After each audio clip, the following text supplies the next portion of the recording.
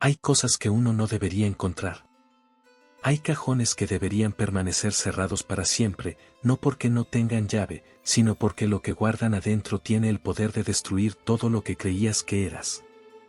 Yo encontré uno de esos cajones una tarde de miércoles, 3 semanas después del funeral de mi padre.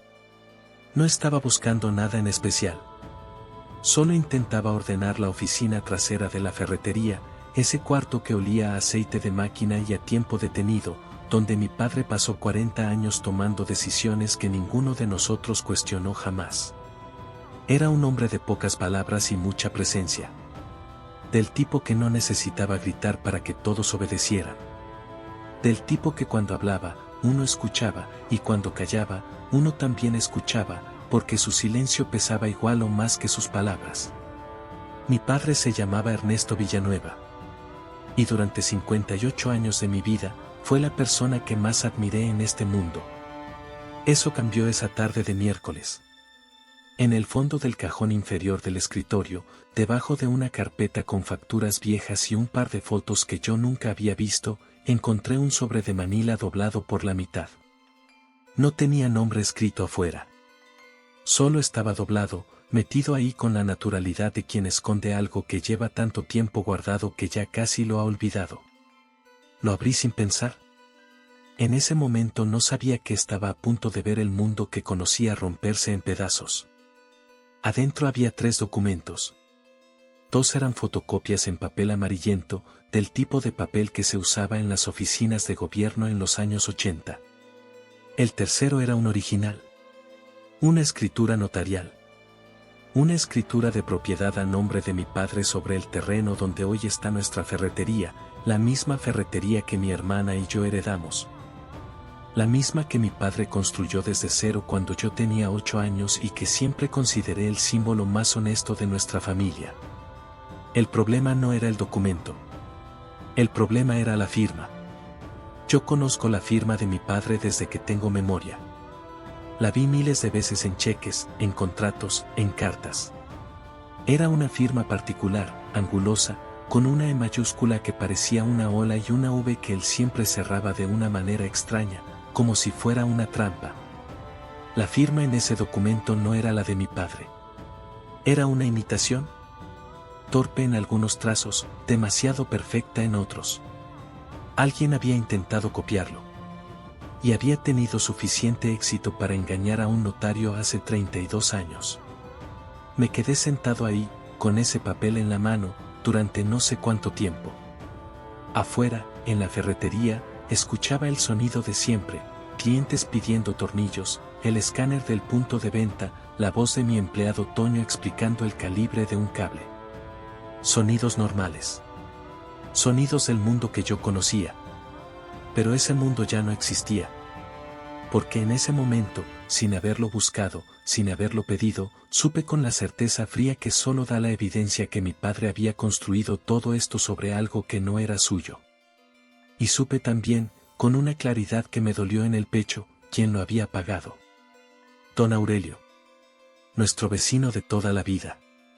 El hombre que vivía en la casa de la esquina y que yo, de niño, veía sentarse en su silla de madera frente a la puerta todas las tardes, mirando hacia la ferretería con una expresión que yo nunca supe leer. Ahora sí sabía leerla. Mi nombre es Rodrigo Villanueva.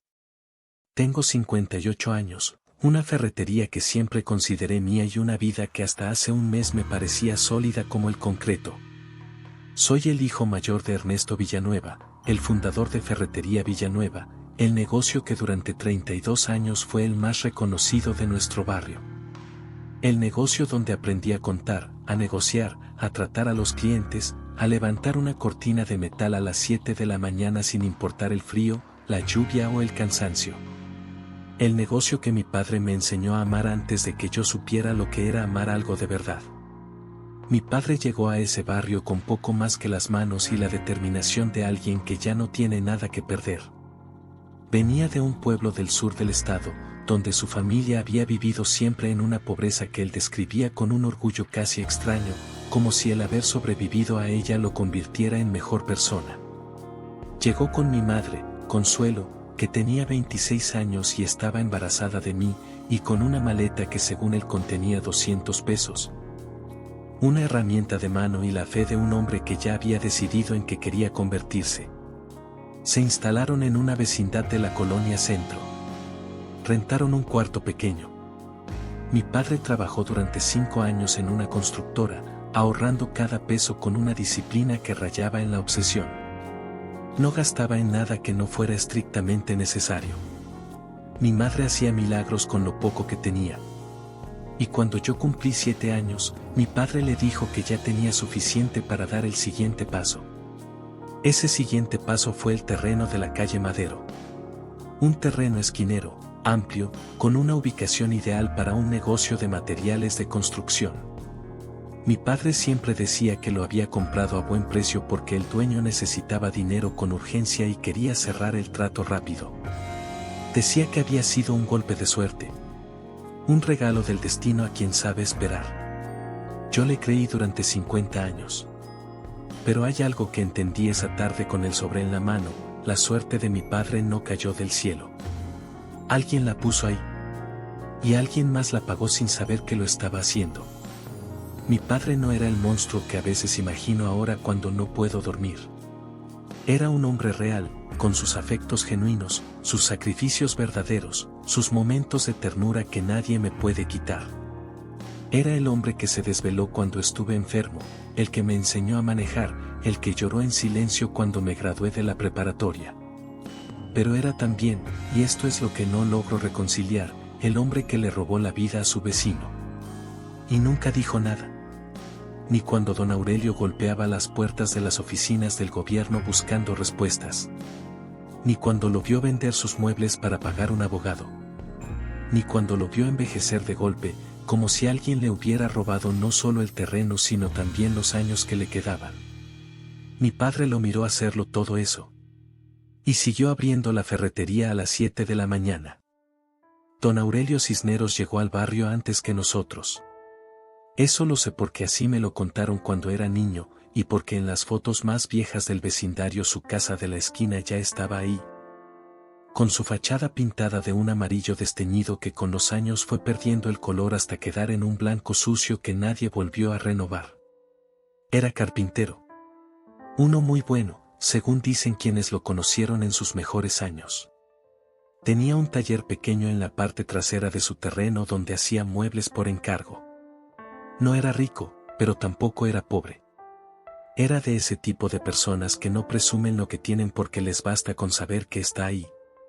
Cuando yo tenía 8 o 9 años, don Aurelio tendría unos 40 y tantos. Un hombre todavía fuerte, de manos grandes, con un bigote grueso y una manera de caminar pausada que yo asociaba con la seguridad. Era viudo. Su esposa había muerto joven, de algo que en el barrio nadie explicaba bien pero que los adultos mencionaban con esa voz baja que uno de niño aprende a no preguntar. No tenía hijos. Eso, creo, fue su mayor vulnerabilidad. Vivía solo en esa casa amarilla, con su taller, sus herramientas y una radio vieja que sonaba música ranchera desde temprano en la mañana. Era tranquilo. No metía problemas. Saludaba a todos con una inclinación de cabeza y un buenos días que sonaba genuino, no de compromiso. Yo lo recuerdo bien porque de niño me fascinaban sus manos. Eran manos de las que construyen cosas, con callos en lugares precisos y una firmeza que no necesitaba demostrar nada. Cuando me veía pasar frente a su taller, a veces me dejaba entrar y me explicaba lo que estaba haciendo. Me mostraba cómo el cedro tenía diferente textura que el pino, cómo la cola blanca tardaba 12 horas en secar bien, cómo el barniz necesitaba 3 capas para que no se agrietara en el calor. Eran conversaciones breves, pero yo las atesoraba. Mi padre sabía que yo visitaba a don Aurelio. Nunca lo prohibió, pero tampoco lo alentó. Ahora entiendo ese silencio. En ese entonces solo pensaba que era porque mi padre era así, reservado con todos. El terreno de don Aurelio era contiguo al que mi padre compró para la ferretería. O eso creía yo. Ahora sé que era el mismo terreno. Que la escritura que mi padre presentó en el registro público en 1992 tenía una firma falsa, una fecha alterada y el nombre de don Aurelio borrado donde debería haber estado. Lo que mi padre compró no fue un terreno vacío a buen precio. Lo que mi padre compró fue la impunidad de quien sabe que la víctima no tiene con quién pelear. Don Aurelio no tenía hijos que lo ayudaran. No tenía familia cercana. No tenía dinero para un buen abogado. Solo tenía razón, y en ese barrio, en esos años, con esas instituciones, la razón sola no alcanzaba para nada. Yo tenía 9 años cuando comenzaron los problemas. Recuerdo el primer día que vi a don Aurelio golpear la puerta trasera de nuestra ferretería, recién construida, con la voz alterada y los ojos de alguien que no entiende qué está pasando. Recuerdo haber visto a mi padre salir con calma, hablar con él en voz baja durante unos minutos, y luego volver adentro como si nada. No supe lo que dijeron. Pero recuerdo la cara de don Aurelio cuando se fue. Era la cara de alguien a quien acaban de decirle que el suelo que pisa no le pertenece. Durante los años siguientes, vi a don Aurelio pelear una batalla que nunca pudo ganar. Lo vi ir a las oficinas del registro público con carpetas llenas de papeles. Lo vi hablar con un abogado de cuarta que lo dejó sin ahorros y sin resultados. Lo vi presentar quejas que se perdían entre escritorios, sellos y promesas que nadie cumplía. Lo vi envejecer en ese proceso con una velocidad que solo tiene la injusticia cuando se instala en el cuerpo. Yo lo miraba desde afuera sin entender. Era un niño, después un adolescente, después un adulto joven que ya trabajaba en la ferretería y que tenía demasiadas cosas en las que pensar como para detenerse en la historia de su vecino. Me contaba mi madre que don Aurelio había tenido un problema con unos papeles de su propiedad, que había sido un malentendido con el gobierno, que estas cosas pasaban. Y yo le creí porque era mi madre y porque en ese entonces una explicación vaga de parte de quien amas es suficiente para cerrar una pregunta incómoda. Mi padre jamás habló de don Aurelio en casa. Ni una sola vez. Ni cuando lo veíamos pasar por la calle, ni cuando alguien del barrio lo mencionaba. Era como si para él no existiera. Como si el asunto estuviera tan cerrado y enterrado que ni el nombre merecía pronunciarse. Ahora entiendo que ese silencio no era indiferencia. Era culpa administrada. La culpa, cuando uno decide cargarla en silencio en lugar de resolverla, se vuelve un sistema. Se convierte en rutina. El culpable construye muros alrededor de lo que hizo y aprende a vivir dentro de ellos con una normalidad que desde afuera parece integridad. Mi padre era respetado en el barrio. Era conocido como un hombre trabajador, honrado en sus transacciones comerciales, buen vecino con todos menos con uno. Y ese uno nunca pudo demostrarlo porque el sistema que debía protegerlo estaba del otro lado. Hacia mis 20 años, don Aurelio ya no salía mucho. El taller de carpintería cerró porque sin su terreno, sin espacio, sin capital, no tenía manera de sostenerlo. Vendió sus herramientas una por una. Primero las grandes, después las pequeñas, hasta que un día pasé frente a su casa y el cuarto que había sido el taller estaba vacío y oscuro. Recuerdo haber sentido algo en ese momento. Una incomodidad vaga, sin nombre todavía, que se me instaló en el pecho por unas horas y luego desapareció porque tenía 22 años y la vida me llamaba desde otro lado. Hoy ese recuerdo me pesa de una manera que no puedo describir. Porque esa incomodidad era mi conciencia intentando abrirse camino antes de que yo tuviera el valor de escucharla. Y la callé. Como todos en mi familia aprendimos a callar. Mi hermana Daniela, 3 años menor que yo, nunca se hizo preguntas sobre el origen de lo que teníamos. Era más parecida a mi padre en eso, práctica, enfocada hacia adelante, sin mucho interés por mirar atrás. Cuando me tocó contarle lo que encontré en ese cajón, su primera reacción no fue el dolor que yo esperaba. Fue el miedo. Y eso me dijo más de nuestra familia que cualquier documento. Le conté a Daniela una semana después de haber encontrado el sobre. Necesité ese tiempo para ordenar lo que sabía, para releer los documentos varias veces, para buscar en silencio la información que me faltaba. Fui al registro público con el pretexto de revisar unos trámites del negocio y pedí los antecedentes del inmueble. Lo que encontré confirmó lo que ya sospechaba y añadió detalles que lo hacían todavía más irrefutable. El terreno había pertenecido a Aurelio Cisneros Montoya. Había una escritura legítima a su nombre, registrada en 1978. Y había otra escritura, fechada en 1991, con una firma que supuestamente era la de don Aurelio transfiriendo el terreno a nombre de mi padre a cambio de una cantidad que, incluso para la época, era ridículamente baja.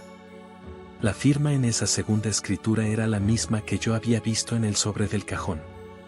¿La falsificación? No sé quién la hizo. No sé si fue mi padre directamente o si pagó a alguien.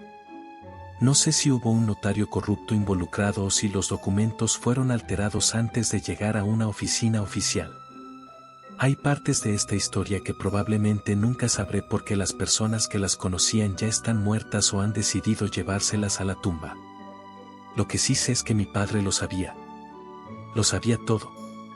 Y lo guardó durante 32 años en el cajón de abajo, debajo de las facturas viejas, como si esconder la evidencia fuera equivalente a que el crimen no hubiera ocurrido. Cuando le conté todo esto a Daniela, nos sentamos en la sala de su casa. Puse los documentos sobre la mesa. Los leyó despacio, sin decir nada. Cuando terminó, los dobló con cuidado, los metió de nuevo en el sobre y me lo devolvió. Entonces me miró y dijo, ¿y qué vas a hacer con eso? No dijo qué horror, ni no puede ser, ni papá cómo pudo. Dijo qué vas a hacer con eso, con la misma voz con la que uno pregunta por el precio de algo que está considerando comprar o no comprar. Le dije que no lo sabía todavía, pero que sentía que teníamos que hacer algo. Que don Aurelio seguía vivo. Que tenía más de 80 años y vivía solo en esa casa que ya casi se caía, pero que seguía ahí. Que si había alguien que merecía saber la verdad, era él. Daniela me dijo que estaba siendo impulsivo. Que lo que había pasado hace más de 30 años. Que papá ya estaba muerto y que remover eso no iba a cambiarle la vida a nadie, que solo iba a destruir lo que teníamos. Que el negocio daba trabajo a 12 familias. Que había créditos bancarios con la propiedad como garantía. Que si esto salía a la luz, lo perderíamos todo. Hablaba rápido, con una lógica fría y perfectamente construida, como alguien que ya había pensado en este escenario antes de que yo se lo contara. Y eso fue lo que me heló. Porque de pronto me pregunté si Daniela sabía algo que yo no sabía. Y si mi padre, antes de morir, le había dicho algo a ella que a mí decidió no decirme. Le pregunté directamente. Le dije, Daniela, ¿papá te habló de esto alguna vez? Hubo una pausa que duró demasiado para ser inocente. No fue el silencio de alguien que está pensando cómo responder una pregunta inesperada. Fue el silencio de alguien que está decidiendo hasta dónde va a ser honesta. Me dijo que no. Que ella no sabía nada. Pero sus ojos se fueron hacia la ventana cuando lo dijo. Ese gesto lo conozco desde que éramos niños. Daniela siempre miraba hacia otro lado cuando mentía. Era su único defecto visible, ese tic que nunca aprendió a controlar. No la presioné en ese momento. Me levanté, tomé el sobre y me fui. Pero en el camino a mi casa, algo se reorganizó dentro de mí con una claridad brutal. No estaba solo ante el pasado de mi padre. Estaba ante un silencio familiar que tenía más de una capa. Esa noche no dormí. Me quedé en la sala con los documentos sobre la mesa y un vaso de agua que nunca tomé, pensando en don Aurelio. Pensando en sus manos de carpintero. Pensando en su radio con música ranchera. Pensando en la cara que puso el día que fue a reclamar y mi padre lo mandó de regreso con calma, con esa calma suya que ahora veía de otra manera completamente distinta. Don Aurelio tenía 83 años. Vivía solo. Yo lo había visto un par de veces en los últimos años, siempre de lejos, siempre con ese caminar lento de quien carga demasiado tiempo encima. La casa amarilla seguía siendo amarilla solo en el recuerdo. Hacía años que la pintura había cedido del todo y las paredes mostraban el bloc gris pelado. Me pregunté qué habría sido de su vida si el terreno no le hubiera sido arrebatado. Con ese terreno, con su taller, con su oficio, habría tenido una vejez digna. No necesariamente rica, pero digna.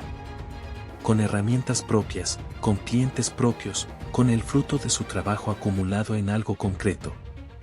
En cambio, lo que tenía era una casa deteriorada, una pensión mínima del gobierno y el recuerdo permanente de una injusticia que nunca pudo demostrar. Durante más de 30 años había vivido al lado del negocio que creció sobre sus ruinas. Todos los días, al salir por su puerta, veía el letrero de Ferretería Villanueva. Todos los días. Y nadie, en todos esos años, había tenido el valor de cruzar la calle y decirle la verdad. Esa noche tomé una decisión. No sabía todavía cómo ni cuándo. No sabía qué consecuencias traería. No sabía si Daniela iba a pelear conmigo o si el negocio sobreviviría o si habría implicaciones legales que me rebasaran. No sabía nada de eso. Solo sabía que no podía seguir siendo el heredero de un robo sin hacer nada. Mi padre me enseñó muchas cosas. Me enseñó a trabajar, a ahorrar, a respetarme. Pero también me heredó una deuda que yo no contraje, y era momento de decidir si iba a seguir pagando los intereses en silencio o si iba a intentar saldarla de frente, aunque me costara todo. Tardé 10 días más en acercarme a la casa de don Aurelio. No por cobardía, aunque algo de eso había, sino porque quería estar seguro. Quería tener los documentos en orden, quería haber consultado con alguien de confianza, quería entrar a esa conversación sin improvisaciones. Porque no se le dice a un hombre de 83 años que le robaron la vida sin haber pensado muy bien qué viene después de esa verdad. Hablé con un abogado que no era de la familia. Alguien que no conocía a mi padre ni tenía ningún interés en proteger el negocio. Le presenté los documentos sin decirle quién era al principio, solo como un caso hipotético, y su respuesta fue lo suficientemente clara como para confirmarme lo que ya sabía. La escritura de 1991 tenía irregularidades que un perito podría dictaminar como falsificación. El proceso legal sería largo, costoso e incierto. Pero la verdad documental estaba ahí. También me dijo algo que no esperaba. Me dijo que don Aurelio, en algún momento de los años 90, había intentado presentar una denuncia formal. Que el expediente existía en algún archivo, archivado sin resolución, como tantos otros. Que había agotado sus recursos sin conseguir que nadie le creyera porque la escritura falsificada era técnicamente correcta para quien no la analizara con cuidado. Había peleado. Había peleado durante años con lo poco que tenía, contra algo que estaba diseñado para aplastarlo. Y había perdido no porque su causa fuera débil, sino porque estaba solo. Eso terminó de aclararme la magnitud de lo que mi padre había hecho. No solo había falsificado un documento. Había calculado que don Aurelio no tendría con qué responder. Lo había elegido como víctima precisamente porque era vulnerable, viudo, sin hijos, sin red de apoyo, con recursos limitados. Mi padre no actuó en un momento de desesperación o locura. Actuó con frialdad. Con estrategia. Y eso me partió de una manera diferente al resto de las revelaciones. Porque significaba que el hombre al que yo admiré toda mi vida no solo había cometido un error. Había calculado el daño que iba a causar y había decidido que valía la pena. El miércoles de la tercera semana, me paré frente a la puerta de la casa de don Aurelio. Toqué 3 veces. Escuché pasos lentos adentro. La puerta se abrió con ese crujido viejo de las casas que ya necesitan más cuidado del que reciben. Y ahí estaba él. 83 años. Más delgado de lo que lo recordaba. Con el pelo completamente blanco y unos ojos que todavía tenían algo alerta dentro, algo que no se había apagado del todo a pesar de todo. Me miró un momento. Luego dijo, «¿Eres el hijo de Ernesto?». No era una pregunta. Le dije que sí. Le dije que necesitaba hablar con él. Que era importante. Que tenía algo que debía haberle llegado hace mucho tiempo. No me preguntó de qué se trataba. Solo abrió la puerta un poco más y se hizo a un lado. Entré. La casa por adentro era pequeña y ordenada con la dignidad de quien ya no tiene mucho pero cuida lo que le queda. Había una mesa de madera en el centro de la sala, 2 sillas, un aparador viejo con algunas fotos y una planta en la ventana que todavía tenía hojas verdes. No había televisión encendida ni radio sonando. solo el silencio de una casa donde vive una sola persona y el tiempo pasa despacio. Don Aurelio me señaló una silla y se sentó frente a mí. No dijo nada. Solo me miró con esa paciencia que tienen los viejos que ya han aprendido que las cosas importantes no llegan rápido ni sin costo. Yo había ensayado lo que iba a decir. Había pensado en las palabras exactas, en el orden, en cómo presentar los documentos sin abrumarlo. Pero cuando lo tuve enfrente, todo eso se deshizo. No había manera elegante de decir lo que tenía que decir. Así que lo dije simple. Le dije que había encontrado documentos entre las cosas de mi padre. Que esos documentos probaban que la escritura con la que mi padre registró el terreno de la ferretería tenía una firma falsificada. Que esa firma era la suya. Que el terreno donde está nuestra ferretería le perteneció a él y que le fue arrebatado con un fraude que mi padre orquestó hace más de 30 años. Le dije que lo sabía. Que tenía las pruebas. Y que lo que debía haber hecho desde el principio era esto, venir a decírselo de frente, sin rodeos, sin excusas. Don Aurelio no se movió mientras yo hablaba. No cambió la expresión. No abrió la boca. Solo me miró con esos ojos que yo no sabía leer todavía. Cuando terminé, hubo un silencio que duró mucho. No incómodo.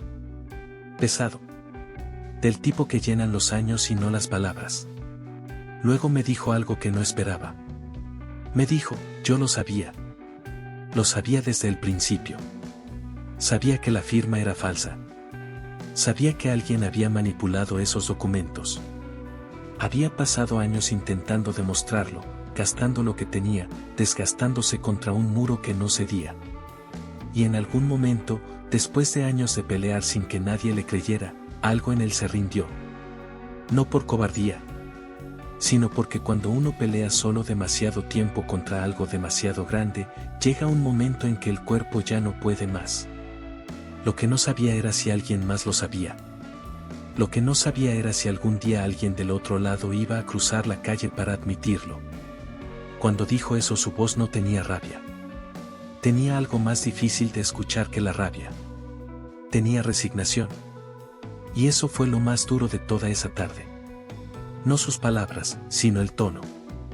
El tono de un hombre que hace mucho dejó de esperar que la justicia llegara por su propio peso y que simplemente había aprendido a vivir con la herida abierta porque no tenía otra opción. Yo tenía los documentos en la mano y no supe qué hacer con ellos. Los puse sobre la mesa. Él los miró un momento y luego los miró a mí. Y me preguntó, ¿por qué vienes ahora? Esa pregunta me la guardé durante días. ¿Por qué venía ahora? ¿Qué podía hacer esa verdad a estas alturas? ¿Qué cambiaba el que yo supiera y que él supiera que yo sabía? No tenía una respuesta que sonara suficiente. Le dije lo que sentía, que no podía seguir siendo el dueño de algo que no era mío sin que él lo supiera. Que el silencio de mi familia había durado demasiado y que yo no quería ser su continuación.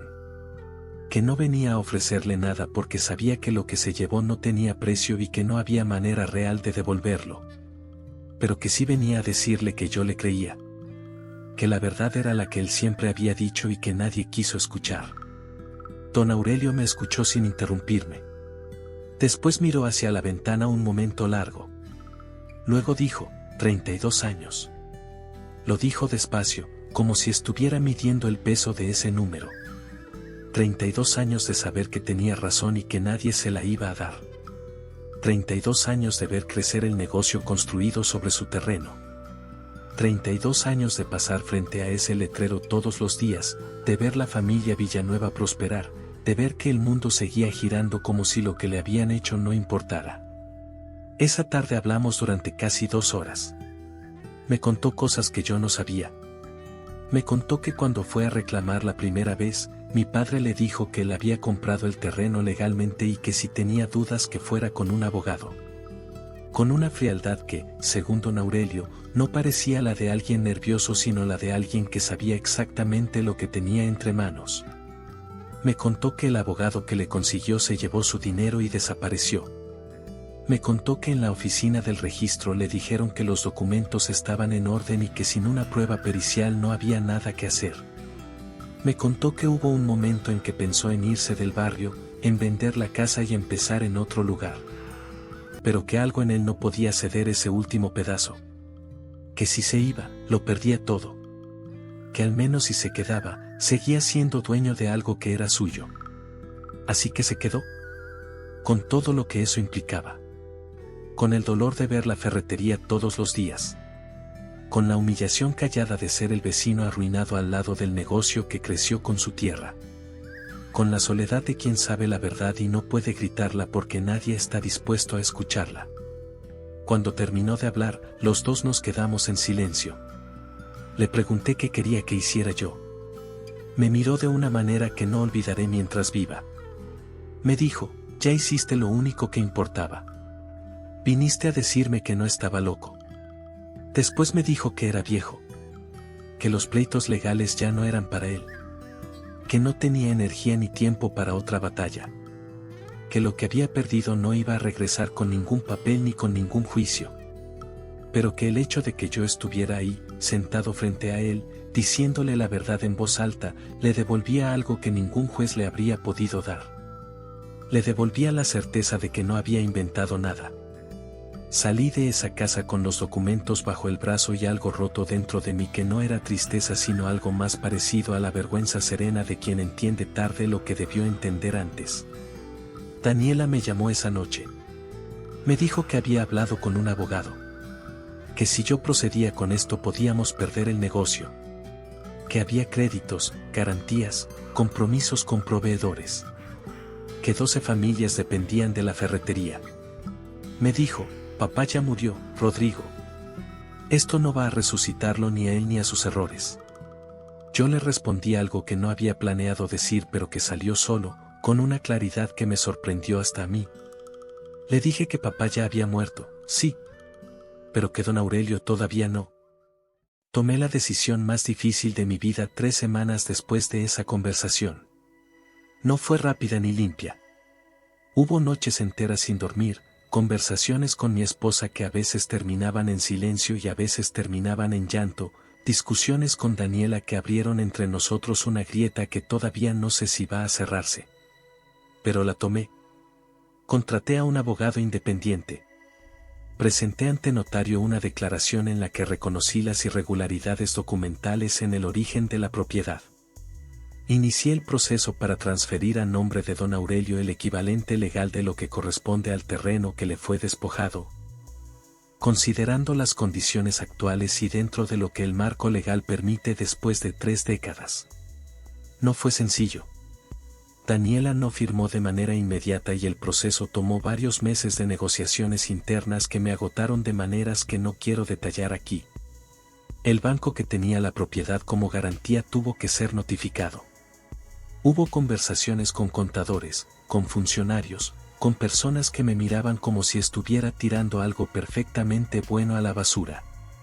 Quizás desde afuera sí lo parecía. Desde adentro se sentía diferente. La ferretería no cerró. Llegamos a un acuerdo que implicó una compensación económica a don Aurelio y la renegociación de la deuda con el banco usando otros activos como garantía.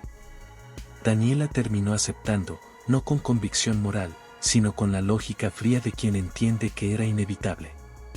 Eso me duele todavía.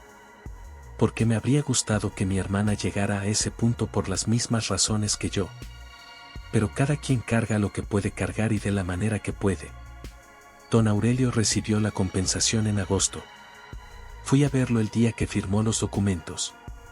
Iba esperando no sé qué. Quizás un gesto de alivio, o de gratitud, o simplemente de cierre. Pero don Aurelio no estaba eufórico ni emotivo. Estaba tranquilo. Con esa calma de los muy viejos que ya han aprendido a no esperar demasiado del mundo y que por eso se sorprenden menos pero también se decepcionan menos. Firmó los papeles con una pluma que le presté.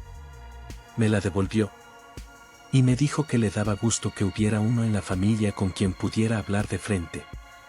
Nada más. No fue un abrazo cinematográfico ni una reconciliación de telenovela. Fue eso, un viejo que firmó unos papeles y le dio las gracias a alguien que llegó tarde pero llegó. Mi padre murió sin haber dicho nada. Sin haber pedido perdón. sin haber cruzado la calle que separaba su ferretería de la casa de la persona a quien le cambió la vida para siempre. No sé si cargó culpa todos esos años o si logró construir en su interior una narrativa que le permitió dormir bien. No lo sé y ya no puedo preguntárselo. Lo que sí sé es que yo no quería llegar al final de mi vida con ese mismo cajón cerrado. No porque sea mejor que él. No pretendo eso. Soy su hijo y cargo suficientes de sus sombras como para no tirar piedras con demasiada confianza. Pero hay cosas que uno puede elegir no heredar. El silencio era una de ellas. Don Aurelio murió en enero, 5 meses después de la firma. Solo, en su casa, de madrugada, como mueren muchos viejos que no tienen a nadie cerca. El vecino de la esquina lo encontró por la mañana. Me avisaron porque había dejado un recado con su nombre en un sobre en la mesita de noche, junto a la planta que todavía tenía hojas verdes. Dentro del sobre no había carta. Solo había una foto vieja, en blanco y negro, de un hombre joven parado frente a un taller con herramientas en la mano, mirando a la cámara con la seguridad tranquila de alguien que todavía cree que el mundo va a ser justo. Era él. Debía tener unos 30 años en esa foto. Antes de todo, la guardo en el cajón de mi escritorio. El mismo cajón donde mi padre guardó su silencio durante 32 años. Pero yo la guardo abierta, sin doblar, con la cara de don Aurelio hacia arriba. Porque hay cosas que no deben volver a esconderse. Y porque a veces la única justicia posible no llega en forma de victoria, sino en forma de alguien que finalmente te mira a los ojos y te dice, te creo.